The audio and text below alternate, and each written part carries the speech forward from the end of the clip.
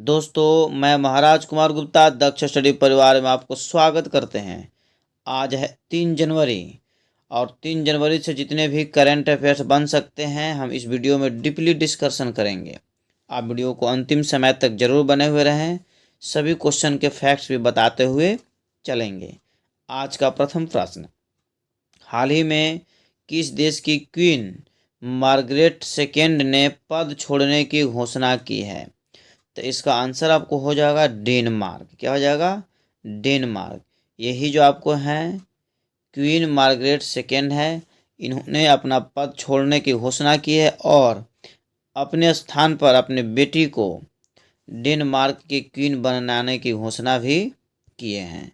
अब हम लोग जानेंगे डेनमार्क के बारे में। तो यह मैप में आपको डेनमार्क है। तो सबसे पहले जानेंगे कि डेनमार्क की राजधानी कहाँ है। तो कोपेनहेगन। कहाँ है डेनमार्क की राजधानी? कोपेनहेगन।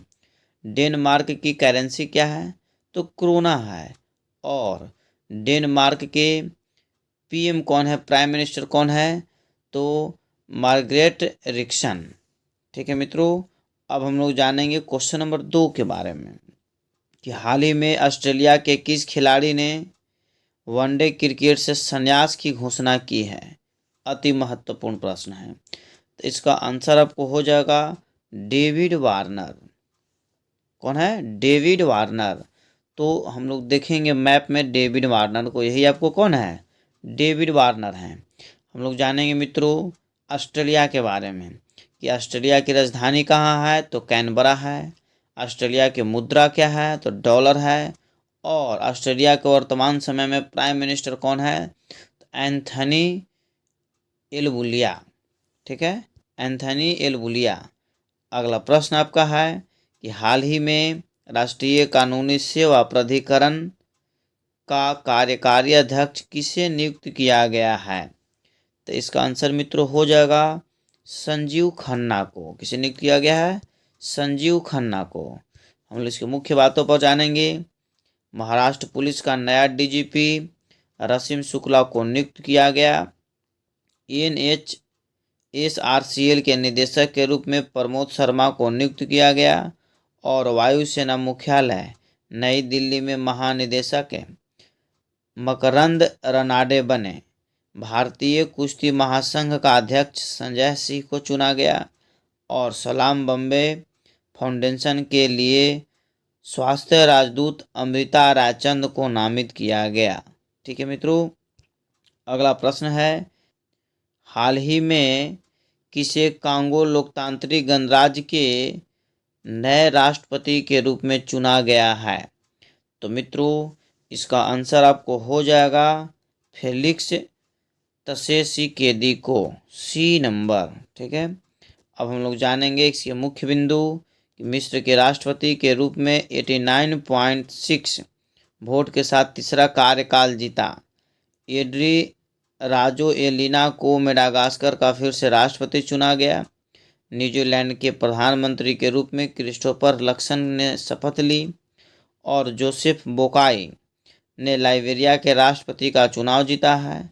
ल्यूक फ्रीडेन को लग्जमबर्ग का प्रधानमंत्री चुना गया है।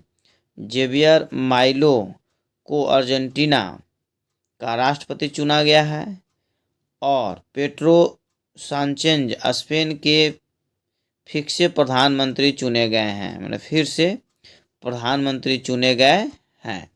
अगला प्रश्न है कि हाल ही में किसे केंद्रीय रिजर्व पुलिस बल मतलब CRPF का महानिदेशक के रूप में नियुक्त किया गया है? तो मित्रों इसका आंसर आपको हो जाएगा अनीश दयाल सिंह को। किसे नियुक्त किया गया है? अनीश दयाल सिंह को। CRPF की स्थापना कब हुआ था? तो 1939 ईस्वी में। और CRPF का मुख्यालय कहाँ है? तो नई दिल्ली। कहाँ है? नई दिल्ली। अगला प्रश्न है आपका कि हाल ही में किसे राजस्थान के मुख्य सचिव के रूप में नियुक्त किया गया है? तो मित्रों इसका आंसर आपको हो जाएगा सुधांश पंत को। किसे नियुक्त किया गया है?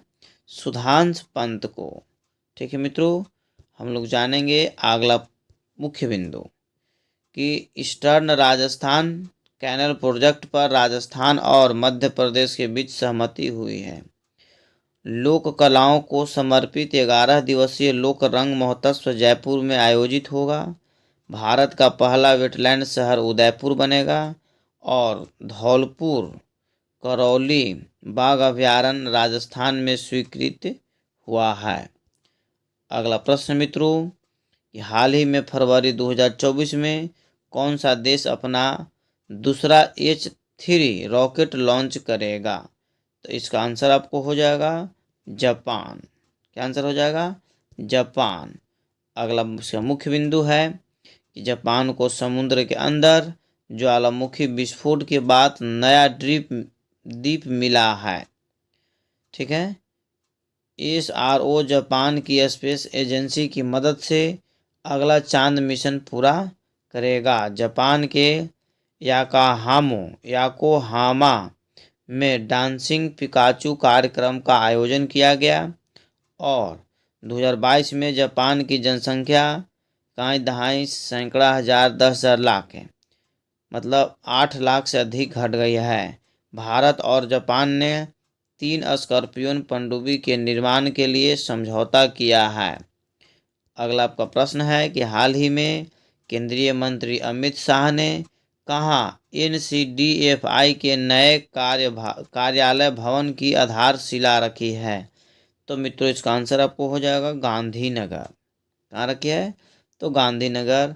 अमित शाह क्या है? तो केंद्रीय मंत्री हैं, गृह मंत्री जो होता है कि सेंट्रल में, वही आपका है। ठीक है। अगला प्रश्न है कि हाल ही में से 16वें वित्त आयोग का चेयरमैन किसे बनाया गया है? मतलब भारत के 16वें वित्त आयोग के चेयरमैन बनाया गया है। तो मित्रों हो जाएगा अरविंद पनगड़िया को।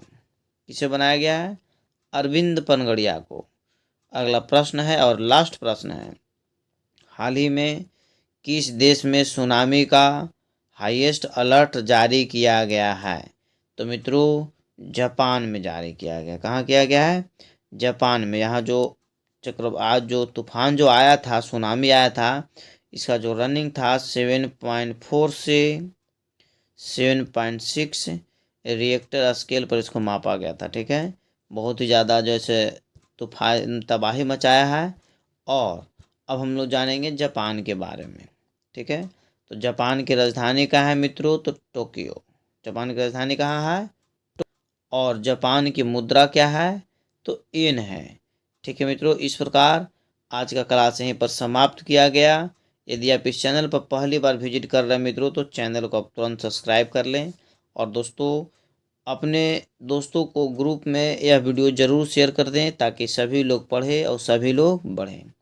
हमेशा एक दूसरे को मदद करने के व्यू से सक्षम रहिए, आपको ऑटोमेटिक भला होगा। ठीक है। यदि अपने जीवन में सफल होना चाहते हैं तो प्रतिदिन एक टारगेट फिक्स कीजिए और उस टारगेट को पूरा करने में पूरा दिन लगा दीजिए। ऑटोमेटिक आगे आने वाला समय आपका सही हो जाएगा। जय हिंद, जय भारत।